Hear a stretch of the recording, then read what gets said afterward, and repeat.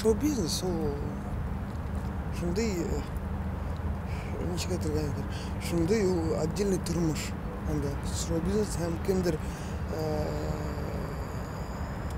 кырын карай, кемдер әйтеп бетмей сүзләрне. Ну, шоу-бизнес ул шоу-бизнес. Һәм инде уларның арасында бар шундый кешеләр, менә чынлап та акыл өйрәткән, аңлаткан. Шулар арасында Хания апа гел дә мине кочаклап алып, гел дә аңлата торган, гел дә шылтыратышып сөйләшә торган. Ну, соңгы тапкыр туган көнемә кутлаганым һәм инде ул бик шатланды. Әлдә безнең яшьләр шундый эстрадалар бар. Һәм чынлап та ул бик күп просто аның без күрешәбез дә шул хәтлем рәхәт булып китә һәм как будто без бик якын туганнар сөйләшә торган һәм тагын да әйтеп китәм, ул гел дә аңлата торган, өйрәтә торган, гел дә безнең хәтта шундый планнар бар, аларса аның ретро җырын бергә ретро җырын яңартып җырларга. Но кызганычка каршы ул өлгермәдек эшләп. Шулай тормыш килеп чыкты. Кызганычка каршы Хания апа китеп барды һәм шундый кешеләр минең юлда әз.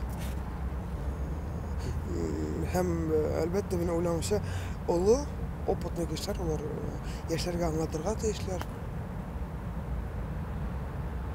Һәм ничек әйтергә икән? Ну, минем уйлавымча аңлатырга тиешләр. Өйрәтергә тиешләр, менә подножка куярга тиеш түгелләр. Шулай. Һәм вот как раз таки Хания апа, они минем творческий они буларак кеше булды. Аның истәлегенә менә аның җырларын җырларгамы бер планнарыгыз юкмы? Уйланым, әле как раз таки аның унлаган альбомы менән машинада гел дә тыңлап йөрим. Кем белер? Бәлки клип та чыгар, ана күрербез, ничек килеп чыгар, аларса. Менә бәлки бер истәлек концертында уның җырында башкарырбыз. Җәй генә булганда, бәлки шуннан башлап җырлап та китербез. Карарбыз, ничек килеп чыгар.